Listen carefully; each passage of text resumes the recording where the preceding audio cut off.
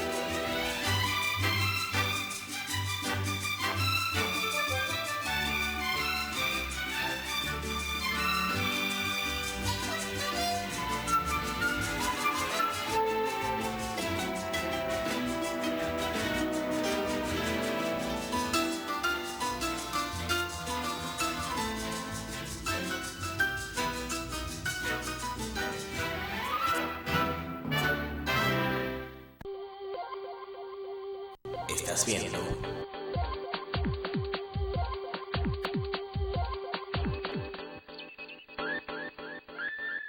Prisma Televisión. Televisión con clase.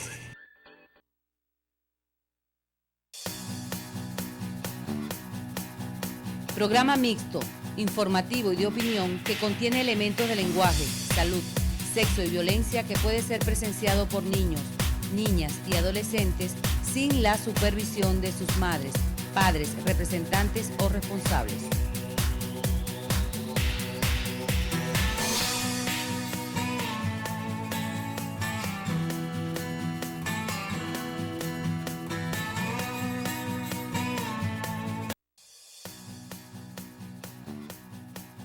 Prisma Televisión no se hace responsable de las informaciones, conceptos y opiniones emitidos en el siguiente programa.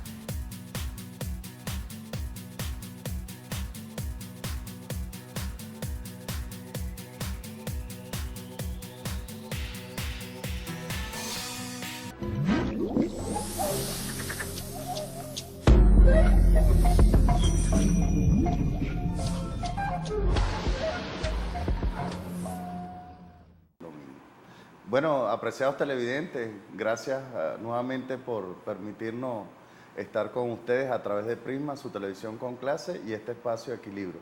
Hoy jueves 16, de manera excepcional con ustedes, porque de verdad tenemos algo excepcional en Cumaná, una persona que conocí hoy de verdad, pero es grato para mí sus opiniones y el aprecio que le tengo. Espero que también así sea de su aprecio. Y nuevamente gracias por permitirnos pues, estar en su hogar. Me refiero que hoy nos visita, o es parte ya de la familia de Cumaná, porque ya tiene descendencia aquí, el compañero Irán Gaviria. Él estuvo muy ligado pues, a la parte profesional en lo que es la docencia, y fue ministro de Agricultura y Cría, se llama. Y también representó a Venezuela en la parte diplomática, tengo entendido.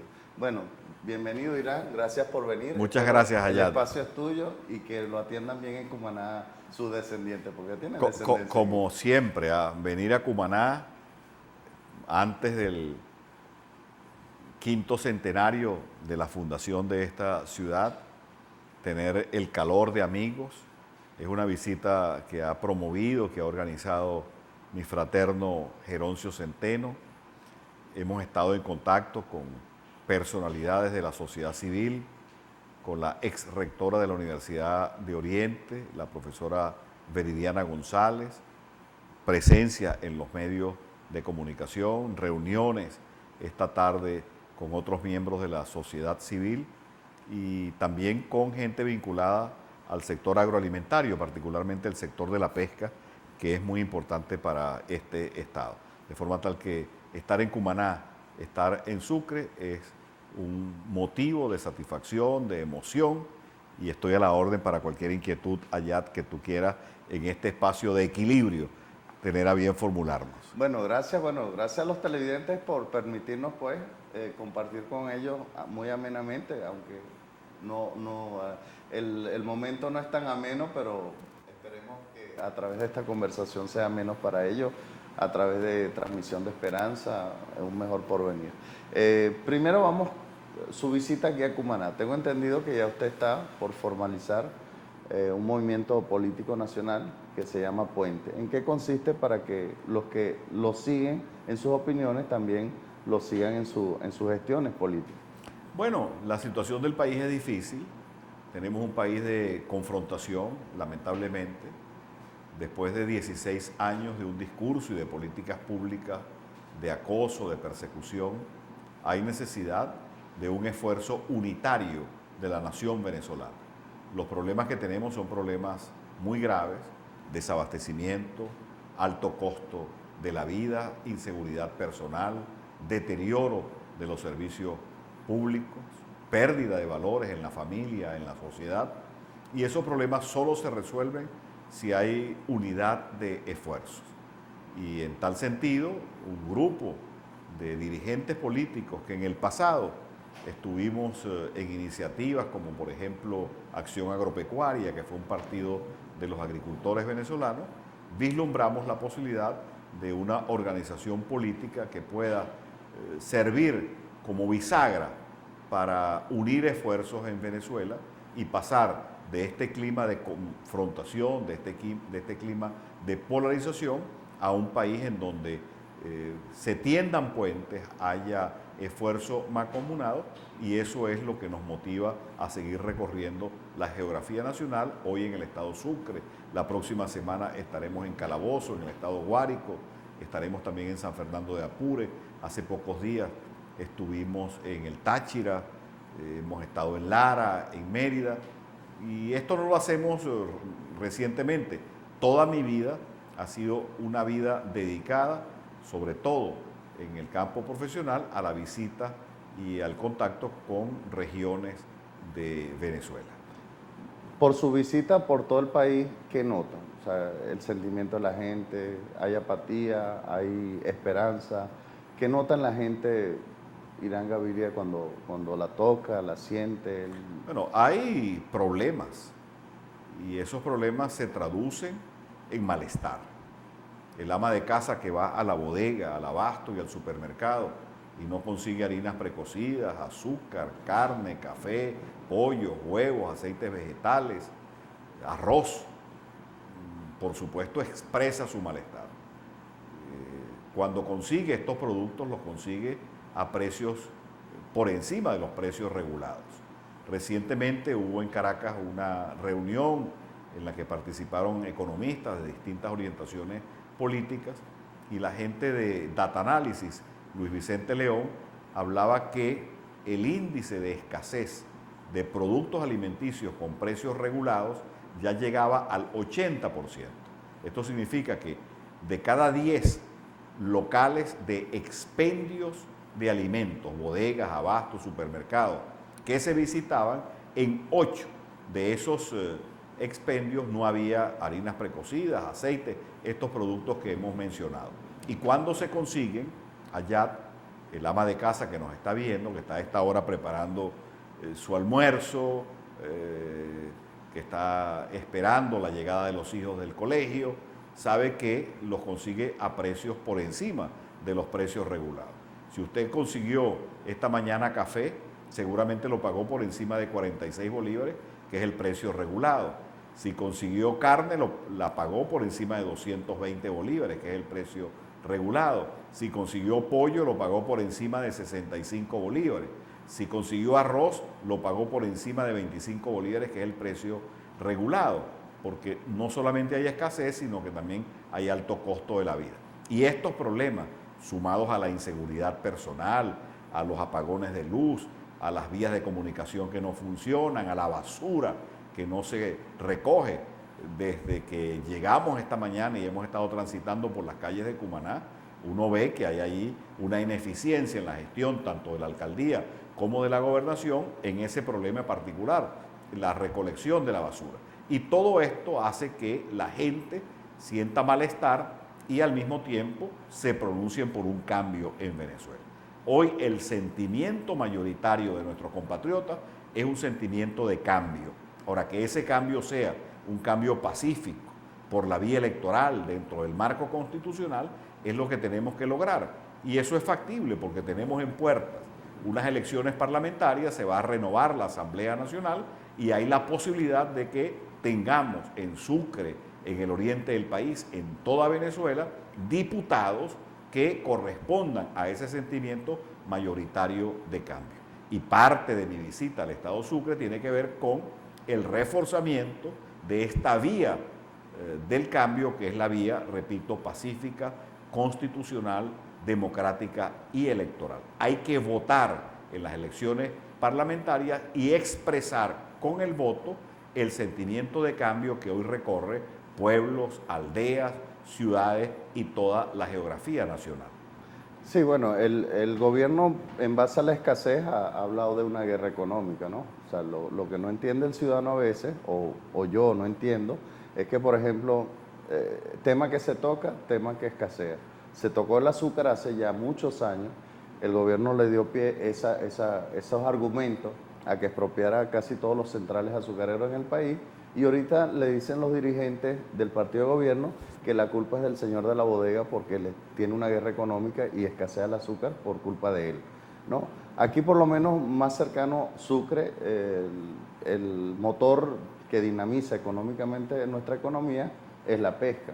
Bueno, hubo muchos cambios, aquí para nadie es un secreto que las industrias más grandes las expropió el gobierno. Y bueno, el que medianamente tiene, no una memoria de elefante, pero sí a corto plazo, yo recuerdo comprar el pescado en 5 bolívares, o sea, con 100 bolívares compraba hasta un mero grande, o sea, para una familia.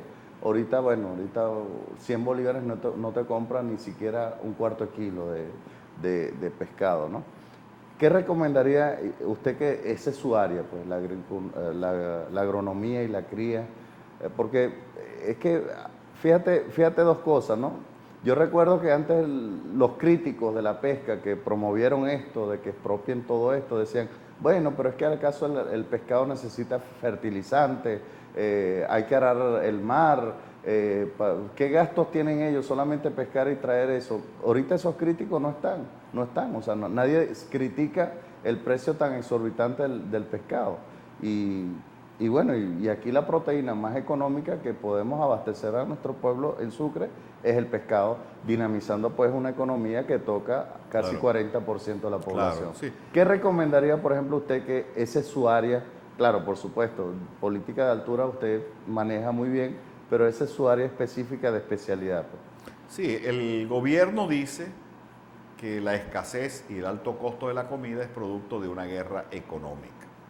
Si fuera así, que no es el caso y lo vamos a explicar, el gobierno tiene perdida la guerra porque no ha podido vencer la escasez, es decir, no ha podido restituir el abastecimiento pleno en los anaqueles de las bodegas, abastos y supermercados, y no ha podido frenar el alto costo de la comida.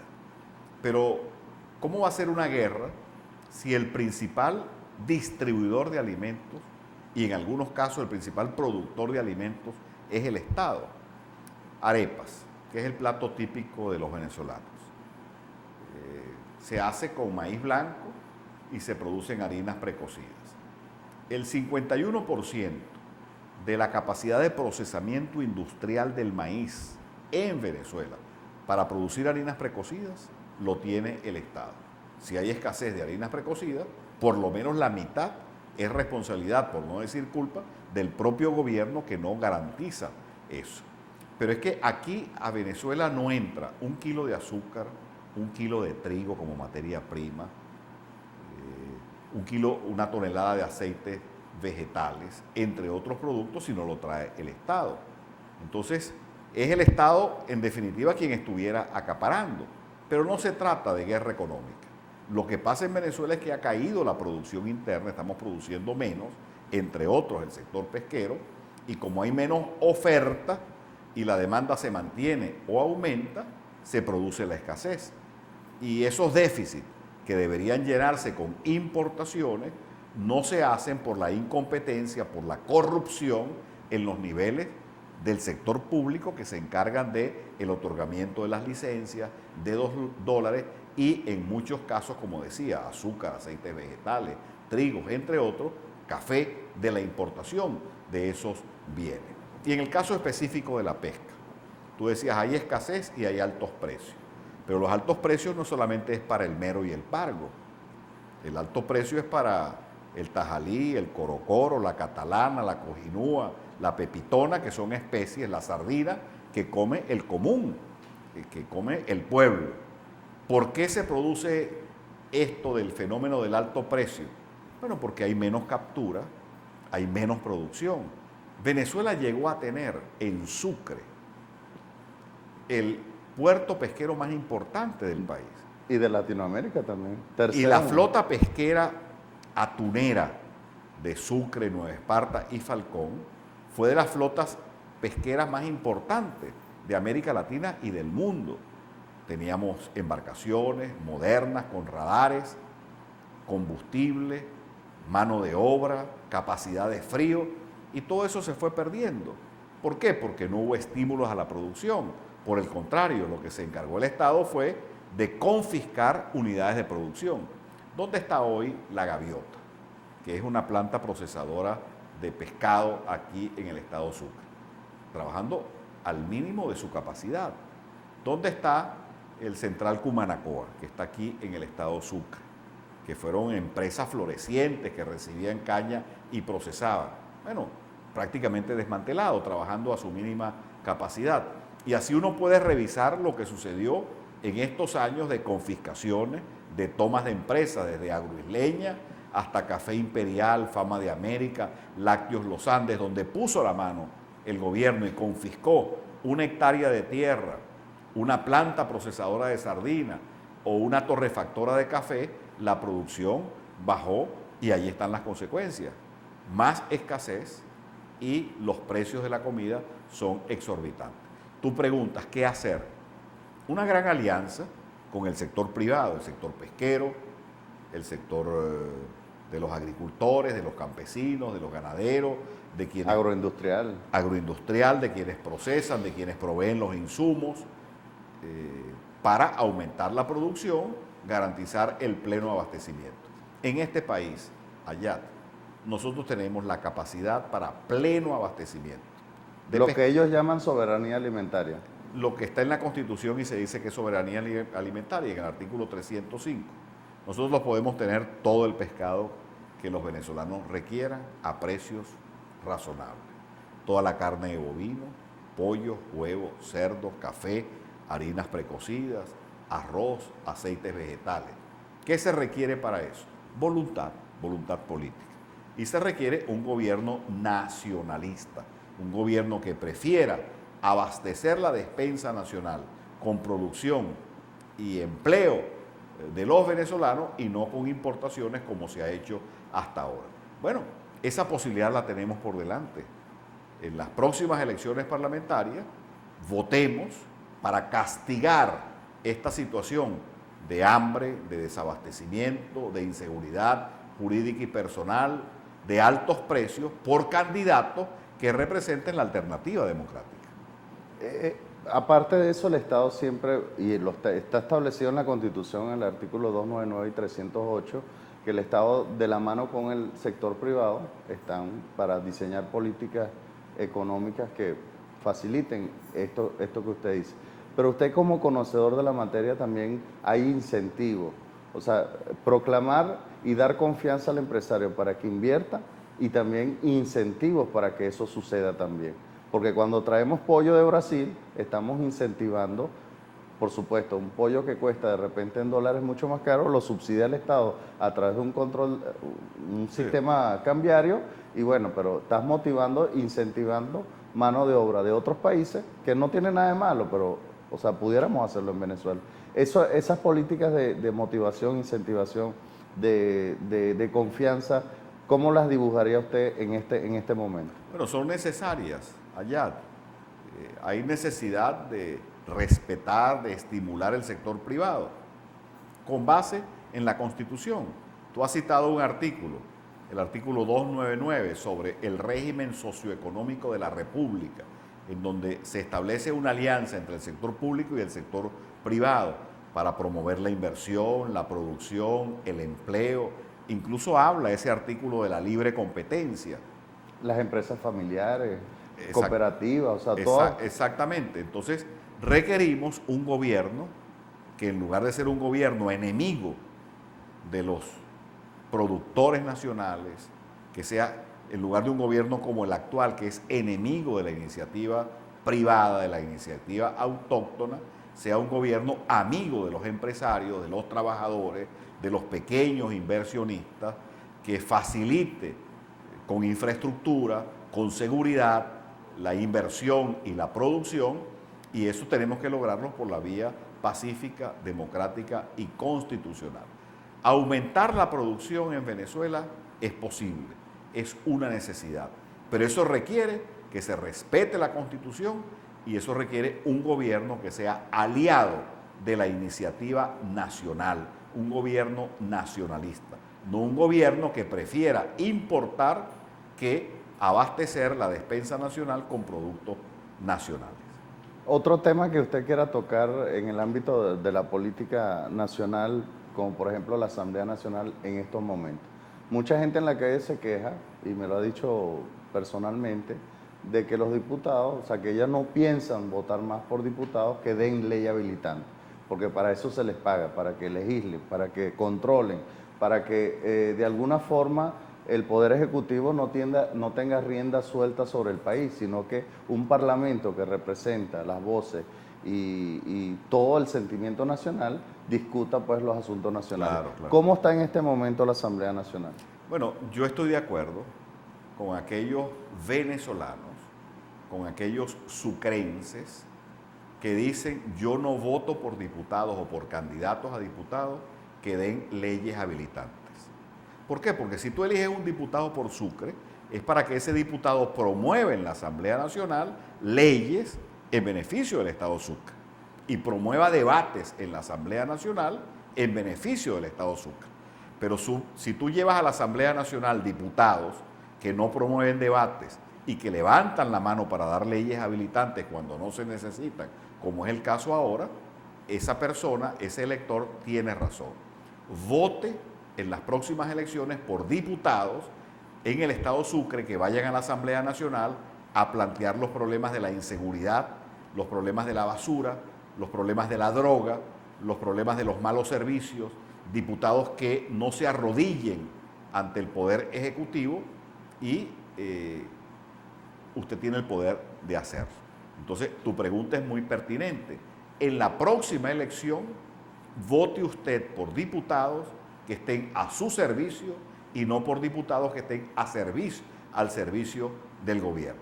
No significa que los diputados se van a pelear con el gobierno, pero la labor del Parlamento, artículo 187 de la Constitución, es promover debates, promover leyes, controlar los otros poderes, y eso lamentablemente no se ha hecho en este periodo del 2011 al 2016 porque ha habido una mayoría oficialista en la Asamblea Nacional que no quiere debatir el tema de Guyana, el tema de la corrupción, el tema de las cárceles, el tema de la caída de los precios petroleros, y que prefiere castrar la Asamblea Nacional dándole leyes habilitantes al Ejecutivo.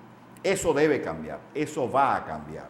Amigos de Sucre, vote por diputados que sean diputados que defiendan sus intereses en la Asamblea Nacional, es decir, diputados que no sean entreguistas, como usted bien los conoce. Usted sabe cuáles son los diputados de Sucre que fueron a la Asamblea Nacional no a debatir los problemas del Estado, no a promover leyes en favor del Estado, sino simplemente a entregarse a los designios del Poder Ejecutivo. Tenemos frente a nosotros esa posibilidad y yo invito con cariño, con responsabilidad, con respeto a los habitantes del Estado Sucre a que voten por diputados que verdaderamente representen los intereses populares en la Asamblea Nacional. Bueno, tenemos que hacer un breve espacio por compromiso del canal, pero ya volvemos con Irán Gaviria. Él es representante del movimiento Puente, que ya vamos a hablar de eso, que mucha gente ha seguido en los Twitter, las redes sociales sobre los 20 puntos.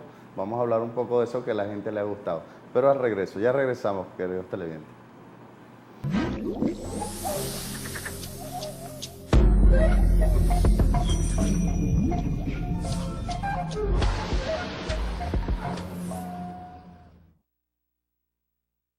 Siempre la alegría está presente en nuestro pueblo, porque somos un pueblo de paz, de alegría, de felicidad. Un pueblo que defiende siempre la patria. Maduro, 2 años haciendo patria.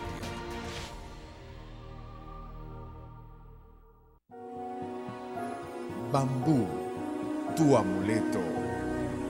Prosperidad, energía, fortuna,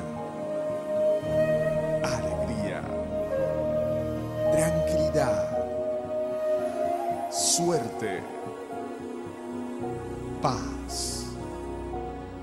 Bambú, tu amuleto. Todo en Feng Shui. Contáctanos.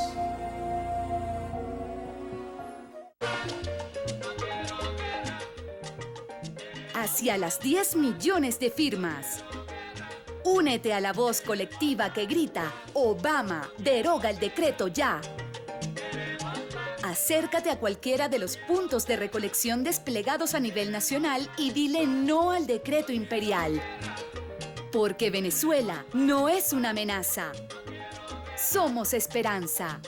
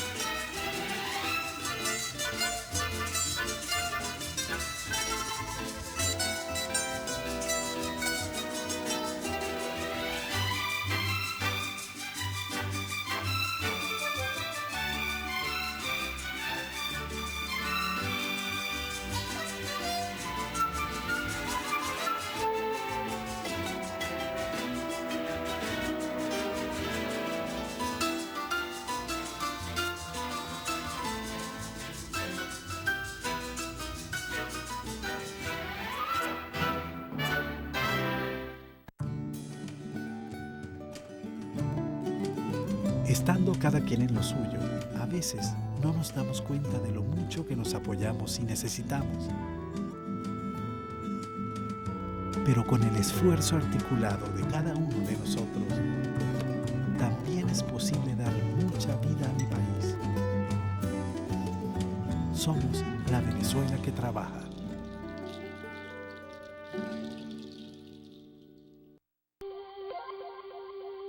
Estás viendo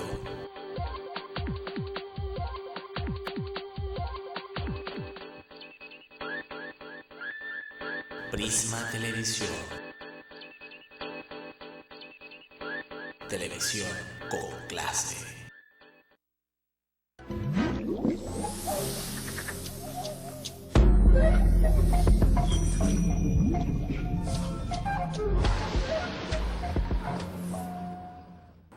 Estimados televidentes, ya estamos de vuelta con ustedes y el canal cumplió con sus compromisos comerciales y como les repito, tengo, gratamente aquí al profesor Irán Gaviria Y quisiéramos que nos hable de viva voz y sin intermediarios de esos 20 puntos que la gente ha comentado sobre el movimiento Puente. Así es. Decíamos al comienzo de esta entrevista, Ayat, que hay necesidad de promover diálogos, entendimientos, puentes entre distintos sectores económicos, políticos y sociales de Venezuela. ¿Sobre qué base? En primer lugar, el respeto, el acatamiento a la Constitución de la República Bolivariana de Venezuela. En ese texto, en esos 350 artículos, está contenido un pacto social, un pacto económico de progreso que todos debemos acatar. Esa es la base del acuerdo político. Ahora, ¿cómo se manifiesta ese acuerdo político en distintas áreas? Nosotros hemos venido proponiendo lo que se llama 20 puntos para Venezuela. 20 puntos, Ayat, porque es la nota máxima, y Venezuela merece la excelencia. Y 20 puntos porque es un programa sencillo de propuestas que van desde las definiciones políticas. En primer lugar, un gobierno civilista para nuestro país, de cambio y de entendimiento nacional. Y hago hincapié, subrayo la palabra civilista. No se trata de ir en contra de las Fuerzas Armadas Nacionales, a las cuales respetamos, pero sí del militarismo. El poder militar tiene que estar sometido, como lo señaló el padre de la patria Simón Bolívar, al poder civil. Y no como ahora, en donde la injerencia del militarismo en los discursos, en la presencia en organismos del Estado, en el ambiente de la sociedad, copan toda la escena.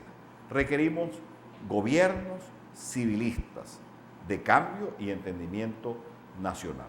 Luego hay que hacer modificaciones por la vía de reformas, aun cuando se acate la Constitución es perfectible. Nosotros, por ejemplo, no estamos en favor de la reelección indefinida, ni del presidente de la República, ni de gobernadores, ni de diputados a la Asamblea Nacional o a los parlamentos regionales. Debe haber alternancia en el poder. Al mismo tiempo, en esos 20 puntos hay temas como el tema dedicado a la industria petrolera, a la reactivación de la agricultura, a la educación, a la separación de poderes, a la garantía de la salud y de la seguridad social. Y así como hay 20 puntos para Venezuela como propuesta, debe haber también a nivel regional 20 puntos para Sucre, 20 puntos para Falcón, 20 puntos para el Estado Zulia. Entonces sobre la base de la Constitución y del espíritu de inclusión, de encuentro, de puentes entre distintos actores políticos y económicos y sociales, que tengamos un programa de gobierno nacional y programas de gobierno regionales en cada una de estas áreas. Y eso es lo que estamos proponiendo vamos a aprovechar las elecciones parlamentarias para hacer hincapié en esos 20 puntos y pasadas las elecciones parlamentarias seguiremos recorriendo el país proponiendo 20 puntos para Venezuela. Sí, hay un ejemplo buenísimo que quisiera que rescate, que usted lo cuenta buenísimo, el ejemplo de Alemania, ¿no? Que Alemania fue destruida, o sea, si quiere comentarlo. No, sí, en el tema de 20 puntos hay un punto destinado a la educación. La gran inversión que hacen los países hoy en día es en el mejoramiento, en la capacitación de su mano de obra, en la formación de capital humano. Y yo decía que había leído en alguna ocasión un libro sobre la reconstrucción de Alemania después de la Segunda Guerra, a la que muchos autores lo llaman el milagro alemán. No hubo tal milagro alemán.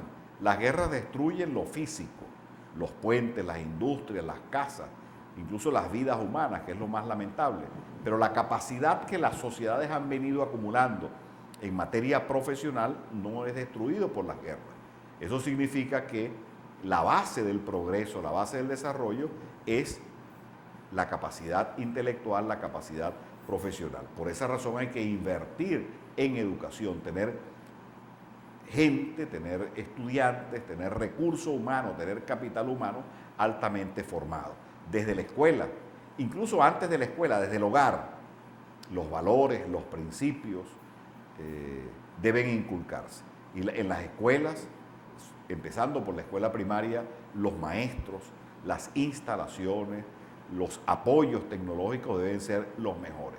Igualmente en la educación media, tanto la educación media hacia la universidad como la educación media técnica, en las universidades de tercer nivel, para la formación de tercer nivel y en los posgrados. Si alguna inversión deben hacer los países es la inversión en el capital humano. Podemos tener petróleo, pero el petróleo no es la base del desarrollo. Hay países que no tienen petróleo y que son más desarrollados que Venezuela. Además, el petróleo, aun cuando lo tengamos en abundancia, somos el país con las reservas petroleras más grandes del mundo, tiene su vida útil. Y la vida útil no es cuánto dura el petróleo bajo la tierra. La edad de piedra se acabó, no porque se acabaron las piedras.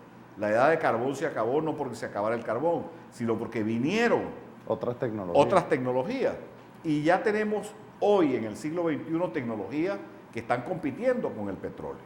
Entonces, nosotros que somos un país petrolero, debemos invertir el petróleo para apalancar el desarrollo. Y la primera inversión, la gran siembra que planteó Uslar Pietri y que planteó Alberto Adriani en su época, es la siembra en capital humano.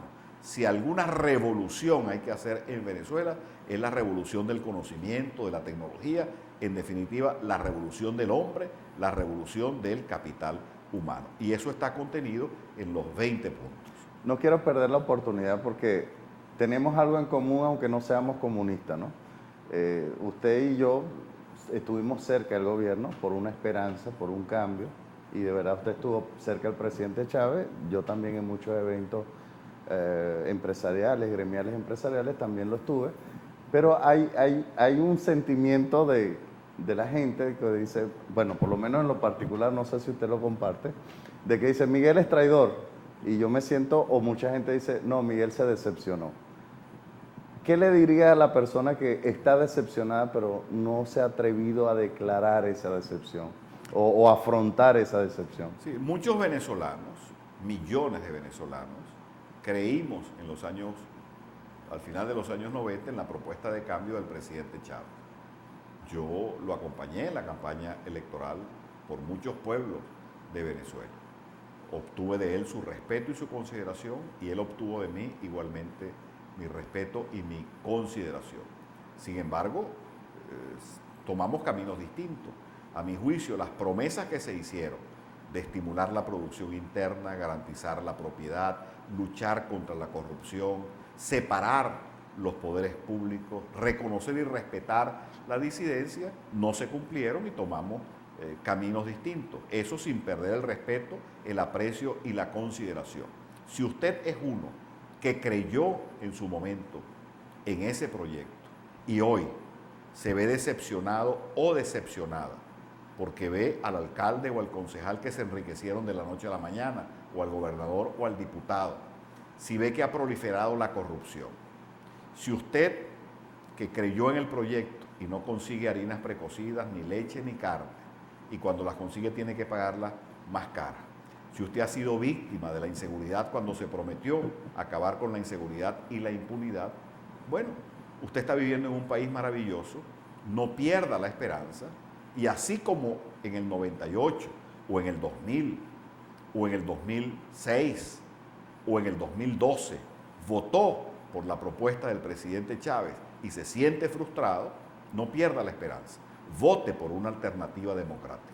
Vote por diputados que representen el cambio, por caras nuevas, vote por quienes no van a ir a la Asamblea Nacional a arrodillarse ante los designios del Poder Ejecutivo. Si usted se siente frustrado, traicionado por promesas que no se cumplieron, usted, venezolano o venezolana, ejerza el derecho al voto y vote por el cambio en paz y en democracia, como lo haré yo. Yo voy a acudir a las urnas de votación para elegir diputados a la Asamblea Nacional, que es un poder importante del Estado venezolano, y voy a hacerlo por el cambio, porque mi esperanza fue frustrada, mi esperanza de cambio fue frustrada, pero yo creo en este país, yo me quedo en Venezuela y yo voy a votar por el cambio. Bueno, de verdad muy ameno, pero lamentablemente el tiempo en televisión corre muy rápido y se nos agotó este espacio y espero pues que estén abiertas para nosotros de nuestra parte, seguirán abiertas las puertas para que usted venga otra vez. Muchas Ojalá gracias. se dé la oportunidad de que lo tengamos otra vez. Muchas por aquí. gracias. Y una palabra que tiene mucha relación con esto, equilibrio. En la vida hay que tener equilibrio, ser equilibrado, y en la sociedad hay que tener equilibrio. Tenemos que tener poderes públicos equilibrados.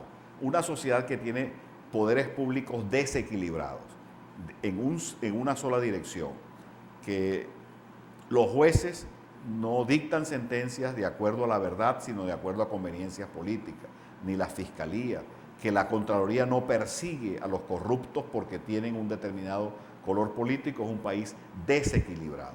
Necesitamos tener equilibrio de poderes.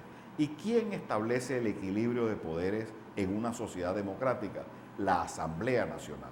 Ese es el poder que designa y que controla los otros poderes.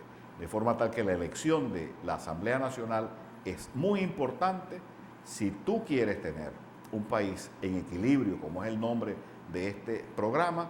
Dale a la Asamblea Nacional una mayoría al cambio, para que esa mayoría equilibre los poderes en Venezuela. Bueno, muchas gracias. Una despedida para nuestros televidentes y como le dije, las puertas siguen abiertas. Muchas gracias. Bueno, queridos televidentes, me despido entonces. Espero verlos pronto, el próximo viernes, Dios mediante, y gracias nuevamente por su atención y por permitirnos pues acompañarnos a esta hora de hoy 16 de marzo. Muchas gracias, hasta luego.